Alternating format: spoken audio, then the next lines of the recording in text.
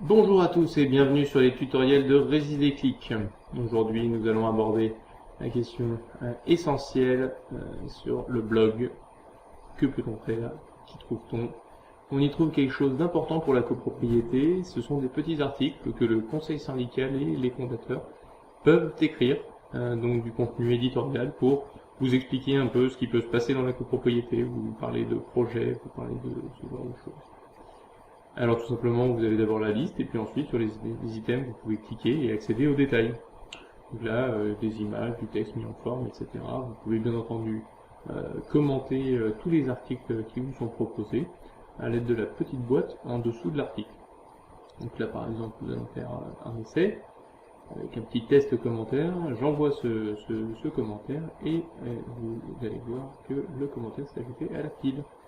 Vous pouvez sans aucun problème le supprimer, tout comme supprimer les autres, car en réalité aujourd'hui j'ai posté 3 commentaires sur cet article. Donc voilà, vous pouvez sans problème le supprimer. En réalité, pour ce qui est des locataires et des copropriétaires, quand on est à la liste avec ce petit bouton, on peut difficilement faire d'autres fonctionnalités que du consultatif. En même temps, c'est l'objectif. Par contre, les membres du conseil syndical et le fondateur de la copropriété, comme je le disais, des droits supplémentaires, des droits notamment de création et de modification de ces différents articles. On va donc aller retourner sur cette rubrique du blog et constater qu'effectivement on a un tout petit peu plus de fonctionnalités que prévu.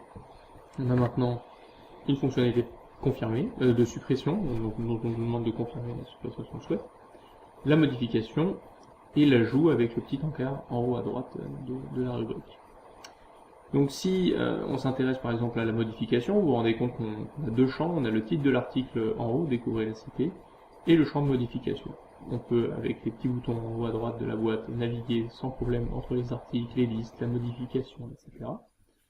Et là je vais tester l'ajout. L'ajout par exemple d'un article tutoriel sur le blog de Résidéclic, de la copropriété. Et je vais vous montrer un petit peu tout ce qu'on peut faire. Parce que vous voyez que vous avez au-dessus une petite barre avec titre, sous-titre, paragraphe, BIU, etc., etc.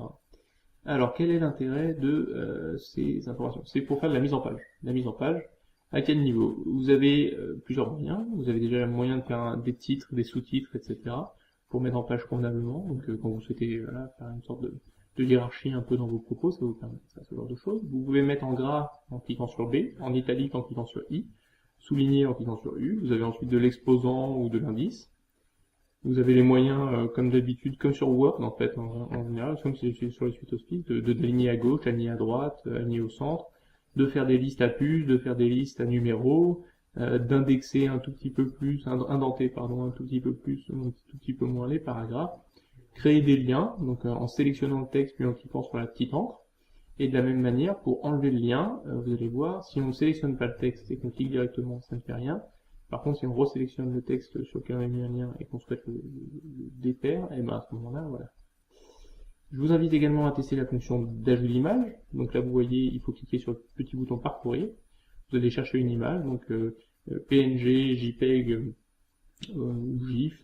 Vous voyez que l'upload s'est bien passé. Vous pouvez insérer une légende et ensuite vous cliquez sur le bouton insérer. Cela vous l'insère dans votre article. Vous pouvez ensuite, par exemple, valider, ce qui va enregistrer votre article, et vous allez donc avoir posté votre premier article sur le blog, sur lequel vous pouvez bien évidemment ajouter un commentaire, le supprimer avec la petite croix, le modifier ou retourner à la liste de chose à noter bien évidemment, c'est que comme vous êtes membre du conseil syndical et fondateur, vous avez également des droits de modération, c'est-à-dire que vous n'êtes pas celui qui a créé le commentaire, puisque vous êtes Marjolaine Salax et cher visiteur qui a créé le commentaire, mais en réalité, comme vous disposez des droits de modération, vous pouvez supprimer ce commentaire pour maintenir l'espace propre. Donc voilà, j'ai fait à peu près le tour du blog. Donc à bientôt pour d'autres tutoriels.